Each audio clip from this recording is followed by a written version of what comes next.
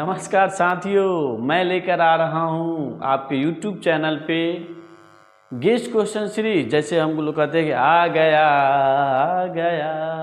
तो जी हाँ, आपके लिए आ गया है जीव विज्ञान का गेस्ट क्वेश्चन सीरीज। तो आप सभी विद्यार्थी हैं जो भी हमारे वीडियो को देख रहे हैं, सभी लोग फटाफट से जुड़ जाइए, क्योंकि आपके लिए लेकर मैं आया हूँ 50 शॉर्ट क्वेश्चन और 20 जो है लॉन्ग क्वेश्चन, ठीक है, जो कि आपके एग्जाम के लिए MVVI है, मतलब वेरी मस्ट VVI क्वेश्चन आप करेंगे, जिसमें आपके एग्जाम में 100% टकराने की गारंटी के साथ।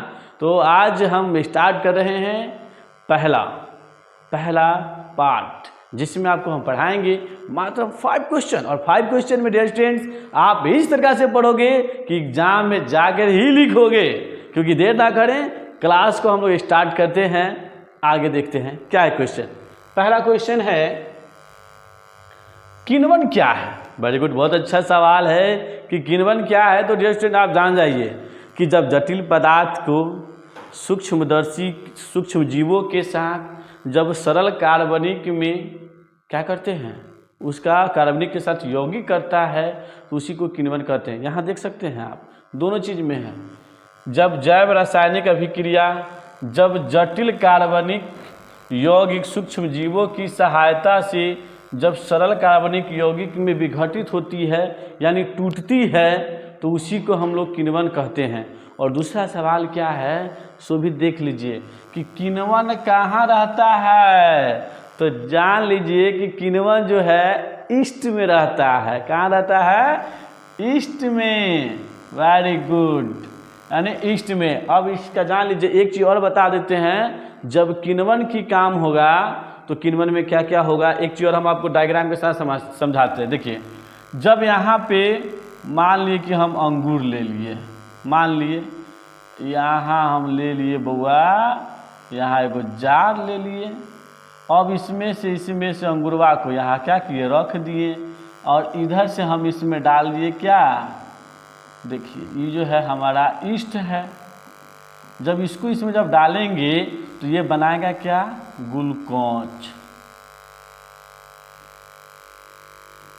ग्लूकोज बनाएगा। और जब ये अभी क्रिया करेगा तो क्या निकालेगा, ऊर्जा प्लस एल्कोहल। क्या निकालेगा, एल्कोहल। तो यही चीज हम आपको बताए हैं कि जब जटिल कार्बनिक किसके साथ, तो अब एकदम शॉर्ट में याद करने के लिए, कि जब जटिल कार्बनिक सूक्ष्म जीव के साथ क्या करती है, सहायता से जब सरल कार्बनिक यौगिक में, किस में, सरल कार्बनिक यौगिक में जब विघटित होगी, तो इस क्रिया को क्या कहेंगे, किण्वन कहेंगे। समझ में आ गया ना जी। और एक चीज़ और बता देते हैं, किण्वन में क्या होता है, ऑक्सीजन की आवश्यकता नहीं होगी, यानी ऑक्सीजन की आवश्यकता नहीं होती है। किण्वन की सहायता से क्या क्या बनता है, क्या निर्माण होता है, तो डियर स्टूडेंट जान लीजिए कि किण्वन की सहायता से ब्रेड बनता है, एल्कोहल जिसको हम लोग कहते हैं शराब, दारू जो बोलते हैं, वो बनता है, दही बनता है, पनीर बनता है, ठीक है। यानी यहाँ देख रहे हैं ब्रेड बन रहा है, पनीर बन रहा है, ये सारा चीज़ जो है। और यहाँ देखो मतलब बहुत बड़का जो नीतीश कुमार बंद कर चुके हुए हैं, वो इसी से बनता है। क्या बनता है, एल्कोहल, जिसको हम लोग कहते हैं शराब। That is clear. आगे देखते हैं। और किण्वन की क्रिया जो होती है सामान्य कहाँ होती है, तो यहाँ स्टूडेंट्स हम बता रहे हैं हम आपको कि किण्वन की क्रिया सामान्य ईस्ट में या जीवाणु के द्वारा ही होता है। तो हमको उम्मीद है कि आपको कि पहला क्वेश्चन आपको समझ में आ गया होगा।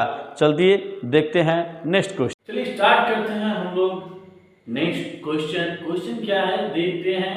क्वेश्चन है हमारा कि श्वसन, यानी हम जो सांस लेते हैं वो, और प्रकाश संश्लेषण यानी पेड़ पौधे में क्या अंतर है, यानी क्या दोनों में अंतर है, वो हमको देखना है कि प्रकाश संश्लेषण और श्वसन क्रिया में क्या अंतर है।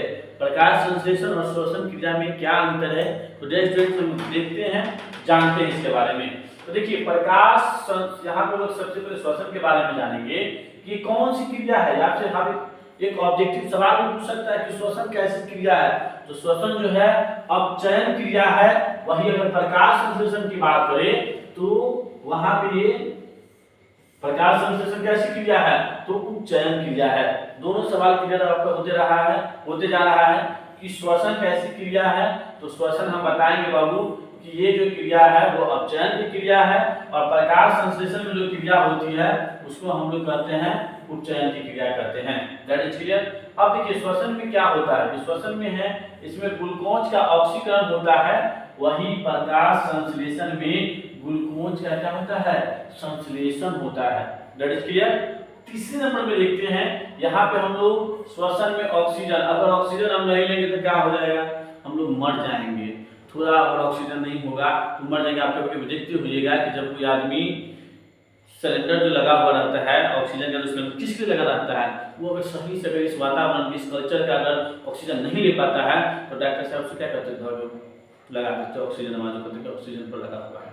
वही पेड़ पौधे क्या करते हैं स्टूडेंट्स, तो पेड़ पौधे जो है जो हम लोग कार्बन डाइऑक्साइड छोड़ते हैं तो पेड़ पौधा क्या करता है, उसको उपयोग कर लेता है, उसको ग्रहण कर लेता है। और हम लोग क्या ग्रहण करते हैं, वो ग्रहण करता है CO2, हम लोग ग्रहण करते हैं O2। क्लियर। हम लोग छोड़ते क्या है, CO2, वो क्या लेता है, CO2। अब देखिए अब श्वसन में 4 नंबर में कह रहा है कि यह जीवधारियों में ऊर्जा प्रदान का एकमात्र जैविक प्रक्रम है। अगर श्वसन नहीं होगा क्या हमको ऊर्जा मिलेगी, नहीं मिलेगी, तो हम क्या हो जाएंगे, मर जाएंगे। अगर किसी का अगर इंसान का अगर श्वसन चलना धड़कन चलना बंद रहता है तो क्या करता है, फिर डेथ, खत्म, ऊपर, ये ना बोलता है जी हाँ यही है। लेकिन प्रकाश संश्लेषण पेड़ पौधा में जब होता है तो पेड़ पौधा क्या करता है, पेड़ पौधा उसको क्या करता है, उसको भोजन बना लेता है, यानी किस में उपयोग करता है, तो भोजन उत्पादन करने में उसका उपयोग करता है। That is clear. और वही सबसे नीचे में पढ़ते सबसे अंत में क्या होता है, तो देखिए हम लोग जो पहले हम आपको बताए थे कि जब श्वसन क्रिया करेंगे हम लोग तो श्वसन क्रिया में कौन सा गैस छोड़ते हैं, CO2। जैसे कभी देखते हो जब लोग पूरा समूह में बैठा रहता है, कहीं कोनो CO कार्बन डाइऑक्साइड छोड़ता है, ठीक है। तो वही चीज हम लोग बता रहे हैं, जब हम लोग ऑक्सीजन जब पढ़ते हैं यानी श्वसन में पढ़ते हैं तो कौन सा गैस को छोड़ता है, CO2 छोड़ देता है, ठीक है। और उसको क्या करता है, पेड़ पौधा जब उसी चीज को क्या करता है, CO2 को जब ग्रहण कर लेगा और उल्टा हम लोग एकदम शुद्ध एकदम उसको एकदम बढ़िया से एकदम न्यूट्रन क्लीन करके धुला करके जो है हमको क्या देता है, O2 दे देता है, जिसको हम लोग कहते हैं ऑक्सीजन। That is clear. समझ में आ गया होगा कि श्वसन और प्रकाश संश्लेषण में क्या अंतर है। तो देखते हैं हम लोग नेक्स्ट क्वेश्चन। चलिए तीसरा क्वेश्चन हम लोग देखते हैं। तीसरा क्वेश्चन है कि जीवों के लिए पोषण क्यों आवश्यक है, किसके लिए भाई, तो जीवों के लिए, जीव में सब लोग आते हैं, मनुष्य भी आता है, पेड़ पौधा भी आता है, जानवर भी आता है और कुछ आते हैं जो आपको पता है विशेष रूप से यहाँ। तो देखिए जीवन की उपापचय क्रियाओं की, यानी जीवन को चलाने के लिए, आगे वृद्धि करने के लिए, और शरीर में जो टूटे फूटे जो हमारे जो कोशिका होते हैं, जो ऊतक होते हैं, उसको सही करने के लिए पोषण की आवश्यकता होती है, उसको मरम्मत करने के लिए। जैसे आप देख सकते हैं कि जीवन की उपापचय क्रियाओं के लिए, संचालन के लिए और निरंतर ऊर्जा, अगर हमारा शरीर है खाना खावे नहीं करेंगे ऊर्जा मिलेगा जी, नहीं मिलेगा। जब हम भोजन करेंगे तो हमें ऊर्जा मिलेगा, हमारे शरीर का संचालन होगा, हमारा वृद्धि करेगा। एक छोटा सा बच्चा आप देखे होइएगा जो बेबी जलाता है, जिसको हम लोग कहते हैं नवजात। तो नवजात क्या करता है, जब वो माँ का जब दूध पीता है उसके अंदर क्या होता है, माँ के दूध के अंदर जो होता है कोलेस्ट्रॉल पाया जाता है, जो कि बच्चे को बहुत ही ज़्यादा फायदेमंद होता है। तो जब वो बच्चा दूध पीता है तो धीरे धीरे क्या होता है, उसका विकास होता है, ठीक है, उसकी वृद्धि होती है। विकास और वृद्धि दोनों होता है उसके साथ। सेम उस तरह से जीवों के लिए क्या है, तो हम सभी के लिए जो है उपापचय क्रियाओं के लिए जो है, अरे क्या इग्नोर करा है, देखिए उपापचय क्रियाओं के लिए जो है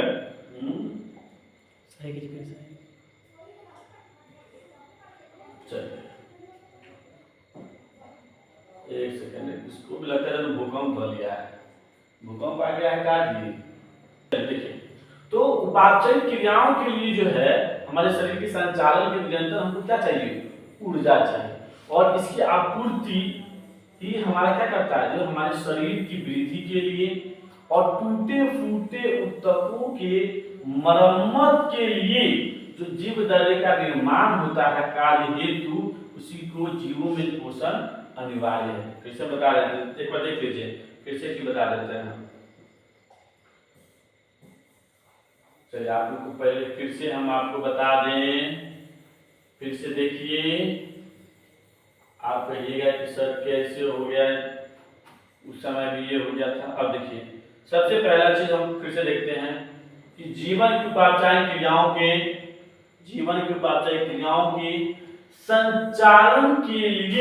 संचालन के लिए निरंतर ऊर्जा की आपूर्ति तथा शरीर की वृद्धि एवं टूटे फूटे ऊतकों की मरम्मत के लिए जीव द्रव्य का निर्माण, और क्यों भाई, तो कार्य हेतु, इसीलिए हमें जीवों में जो है पोषण की अनिवार्य है। क्लियर? नेक्स्ट क्वेश्चन देखते हैं। अब ये बताइए दीर्घ रूप, जिसको हम कहते हैं बीली, नोट सुनने ना कोई नहीं जाएगा, दिली हम बता रहे हैं बिल्ली के बारे में, ठीक है, कि बिल्ली क्या है। तो बिल्ली के बारे में जान लीजिए कि दीर्घ रूप क्या है। बिल्ली नहीं, बिल्ली बोल रहे हैं, देखो यहाँ फोटो में देख सकता है कि बिल्ली कैसा होता है, ठीक है, देखो यहाँ। हाँ तो देखिए बिल्ली क्या है, जिसका दूसरा नाम है दीर्घ रूप। आपसे सवाल से पूछ सकता है, आपको क्लास 10 में पूछ देगा कि बिल्ली क्या है, तो आप वहां पे कंफ्यूज कर जाइएगा कि सर बिल्ली तो पता है नहीं कहते, पर है नहीं कहते, बिल्ली आ कहां से गया। तो जान लीजिए स्टूडेंट्स कि बिल्ली का ही दूसरा नाम दीर्घ रूप है, और ये कैसा होता है वो जानते हैं। तो देखिए क्या होता है और इसका कार्य क्या है। तो जब हमारी छोटी आंत देखें, जब हमारा किस तरीके का आप देखे होइएगा, इस तरीके का बना होता है, ठीक है, इस तरीके का हमारा बना होता है, तो इसी के बीच में फिर एक और आंत होता है, ठीक है, ये इसको हम कहते हैं बड़ी आंत, और बड़ी आंत के बीच में हमारी छोटी आंत होती है, ठीक है, दैट इज क्लियर, छोटी आंत होती है। तो छोटी आंत के भीतरी दीवार पर हजारों अंगुली नुमाइल उंगली के जैसा आकार का, जैसे आप यहाँ देख सकते हैं स्टूडेंट, ये उंगली के जैसा है, यहाँ देख रहे हैं, ये सब क्या है, एकदम उंगली के अनुसार, यहाँ देखिए, देख सकते हैं आप यहाँ पे, ठीक है, ये देख रहे हैं, ये सब क्या है कि उंगली का आकार का है, उंगली ऐसे है ना जी, ऐसे उंगली का आकार का। तो अंगुली नुमा जैसी जो है रचनाएं भरी होती है, उसी को हम लोग क्या कहते हैं, दीर्घ रूप कहते हैं। क्या कहते हैं, दीर्घ रूप कहते हैं। इसका काम क्या होता है सो जान लीजिए। इसका कार्य क्या हुआ है कि सबसे पहले पचा हुआ जो भोजन होता है वो दीर्घ रूप में दीवार के द्वारा अवशोषित होकर रुधिर के कोशिकाओं में मिल जाता है, यानी रुधिर कोशिकाओं के रुधिर में जाके मिल जाता है। क्लियर? यानी पचा हुआ भोजन जब हम कुछ खाते हैं दीर्घ रूप में, ठीक है, तो रुधिर कोशिकाओं के रुधिर में जाकर मिल जाता है। दूसरा सवाल, दूसरा इसका कार्य क्या है, ये अवशोषित जो भोजन होता है, अवशोषित भोजन को रुधिर परिसंचरण तंत्र के माध्यम से शरीर के विभिन्न भागों में वितरित कर देता है, यानी शरीर के सभी विभिन्न भागों में क्या करता है, इसका काम है बांट देना। तभी तो कुछ खाने के बाद एकदम शक्ति मिल जाता है, ताकत मिलता है, और अब फरियाले में तुमसे नहीं, ये सब किसका, छोटी आंत की जो भोजन का जो अवशोषण जो होता है, अवशोषित भोजन जो होता है उसके बंटवारा का कारण होता है। तो चलिए नेक्स्ट क्वेश्चन, उम्मीद करते हैं कि आप अच्छे से लिख लिए होइएगा और पढ़ भी रहे हैं। अब आगे हम देखते हैं नेक्स्ट क्वेश्चन।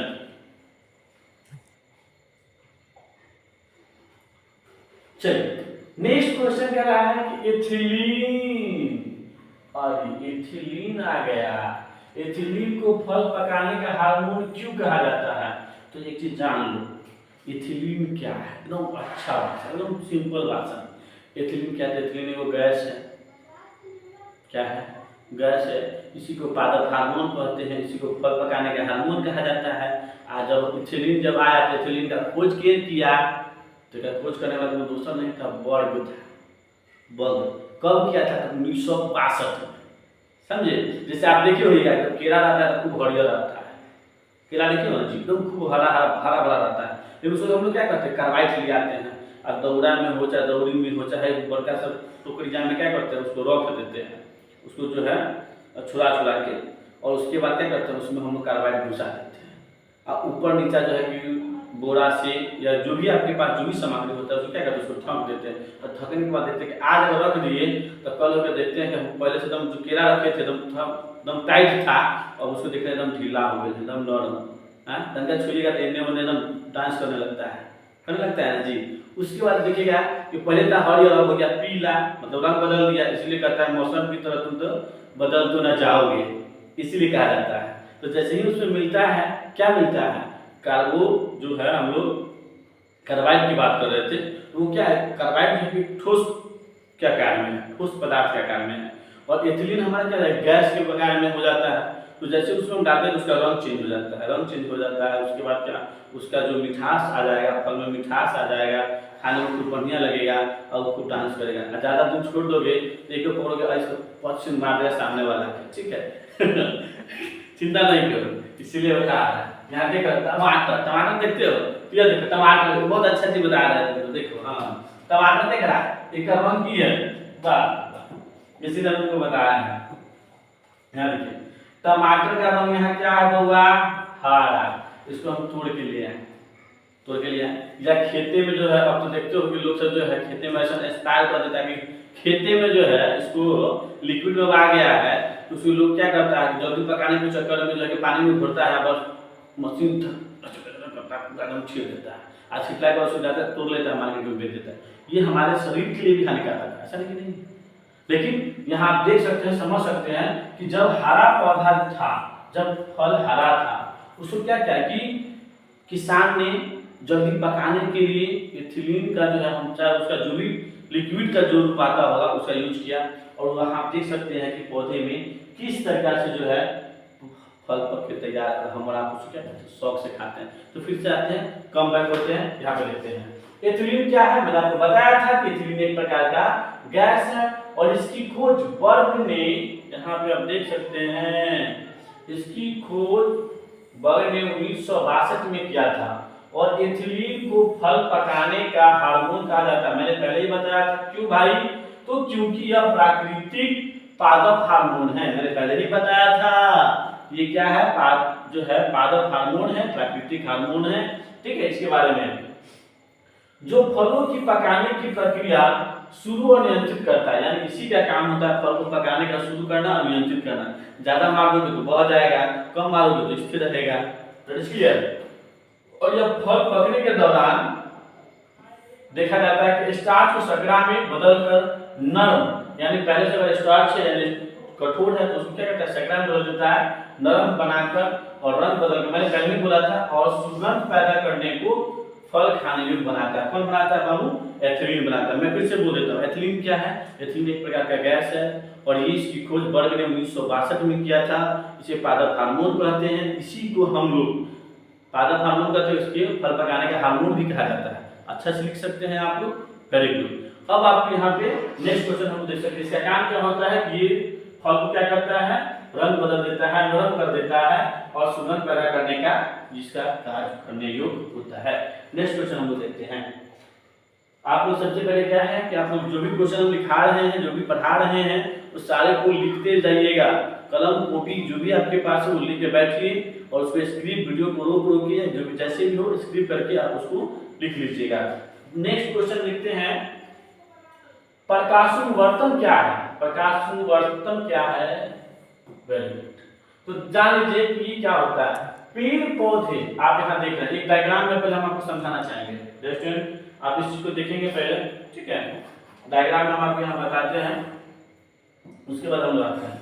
आप यहाँ देख रहे हैं कि क्या है, हमारा सूरज है, सन है, और इसका प्रकाश जो है यहाँ से देख रहे हैं, ये इस प्रकार से आ रहा है।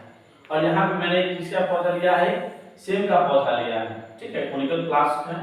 तो यहाँ पे मैंने उसको लैब ट्राई की इमेज के द्वारा ये दिखाया गया है कि देखिए कि पौधों में प्रकाश संवर्धन कैसे होता है। तो जब पेड़ पौधे क्या करते हैं, जब प्रकाश की गति की ओर, जिधर प्रकाश जब उधर मुड़ जाता है, अपनी गति करने लगता है, उसी को प्रकाश संवर्धन कहते हैं। जैसे आप देख रहे हैं कि पेड़ पौधे का प्रकाश की ओर गति करना प्रकाश संवर्धन कहलाता है। कौन करेगा भाई, तना हो गया, पत्ते प्रकाश को बढ़ते हैं। आप यहाँ देख सकते हैं, ये पत्ता किसके तरफ मुड़ा हुआ है, ये पत्ता किसके तरफ मुड़ा हुआ है, तो प्रकाश की ओर मुड़ा हुआ है। That is clear. आप एक चीज और इसमें जान लीजिए, सूरजमुखी जो होता है, आप देखे होइएगा सूरजमुखी का फूल देखे होइएगा कि सूरज जिधर जिधर जाता है सूरजमुखी उधर जाता है, तो उसको भी हम लोग कह सकते हैं कि वो प्रकाश पौधे का क्या प्रकाश अनुवर्तन है। दैट इज क्लियर, समझ में आ गया।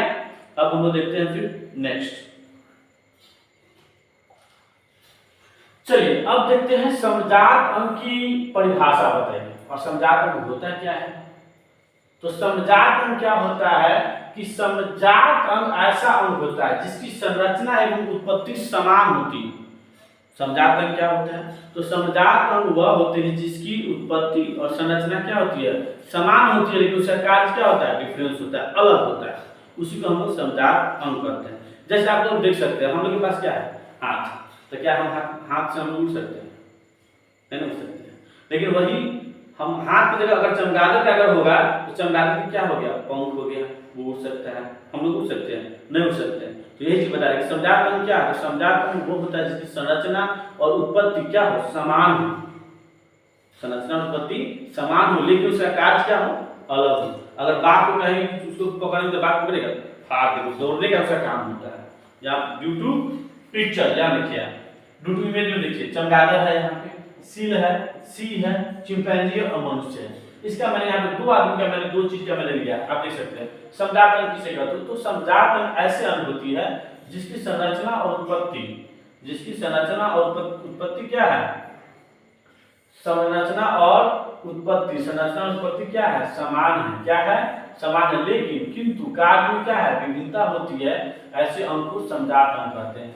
ठीक है, मैंने आपको पहले भी बताया कि चमगादड़ के पंख और हाथ, मनुष्य के हाथ। चमगादड़ के जो पंख है उसका कार्य क्या होता है, उड़ने के लिए होता है, और मनुष्य के जो हाथ उसका कार्य क्या होता है, पकड़ने के लिए, किसी चीज को भी हम लोग पकड़ने के लिए करते हैं। आप यहाँ पे डायग्राम में देख सकते हैं, ये मनुष्य का हाथ है यहाँ पे, ठीक है, ये क्या करता है, हम किसी भी चीज, जैसे मैंने यहाँ पे मार्कर पकड़ा है, यहाँ पे मैंने पकड़ने का काम किया है, लेकिन वही चमगादड़ के पास जो चीज है वही चीज, सेम चीज है, लेकिन उसकी संरचना वही है, उत्पत्ति भी वही है, बट सिर्फ क्या है, उसका कार्य अलग है। समझ में आ गया ना, देख सकते हैं। यहाँ पे देखिए, यहाँ पे उसका काम कितना दिखे ना, आपको क्लियर पता चल जाएगा बाबू। ये यहाँ से इतना देखिए क्या काम है, यहाँ से यहाँ देखिए, जैसे सब में है उसी तरीके से सब में है ना जी, मनुष्य में भी यहाँ से देख सकते हैं। इस डायग्राम को आप यहाँ से मिला के देखिए, संरचना और उत्पत्ति क्या है, समान है, संरचना उत्पत्ति क्या है, समान है, लेकिन उसका कार्य क्या है, अलग है। That is clear. चलिए तो आज के लिए हम लोग इतना ही देखे हैं, कल हम लोग मिलते हैं फिर नेक्स्ट वीडियो में, पार्ट 2 में मिलेंगे, जिसमें आपको इससे भी मस्ट क्वेश्चन लेकर आएंगे, जो आप पढ़ने के बाद एक ही चीज कहिएगा कि सर और पढ़ा दीजिए ना सर, और पढ़ा दीजिए। और एक चीज और मैं कहना चाहूंगा डियर स्टूडेंट्स कि आपके पास अभी 5 महीना है, 5 महीना अगर आप जम के मेहनत कर लेते हैं तो निश्चित याद कर लीजिए कि आप बिहार बोर्ड में जरूर टक्कर दे सकते हैं। बिहार बोर्ड में यानी आप टॉपर में जरूर टक्कर दे सकते हैं। जी हाँ, आपने सही सुना, इसलिए मैं कहा, मैं इसलिए मैं बोल रहा हूँ कि उठो मेरे प्यारे स्टूडेंट्स, कहीं देर न हो जाए और आपके शीश महल में कहीं ढेर ना हो जाए। हमें तो पता है कि कल का टॉपर तुम हो, कहीं तुम्हारी थोड़ी सी नादानी से कहीं उलटफेर ना हो जाए। तो जी हाँ स्टूडेंट्स, आप लोग क्या कीजिए कि अभी भी आपके पास 5 महीना बचा है, 5 महीने इस तरीका से तैयारी करें, 5 महीना अपने आप को गौन कर लें, अपने आप को छिप जाए, सिर्फ पढ़ाई से मतलब रखिए, अदरवाइज कौन क्या कर रहा है क्या नहीं कर रहा है उस सब पे ध्यान नहीं दें, तो आप एक बिहार टॉपर लिस्ट में जा सकते हैं। जो बच्चा मेहनत करेगा वो आगे बढ़ेगा। तो मैं फिर लेके नेक्स्ट डे आपके टाइम पे ही 8:30 में सभी बच्चों के लिए मैं लेकर आ रहा हूँ जीव विज्ञान का पार्ट 2। जब तक के लिए सभी बच्चे को धन्यवाद, थैंक यू। और इसी तरह से आप लोग अपना प्यार, कमेंट, लाइक, शेयर देते रहिए और आगे बढ़िए। धन्यवाद।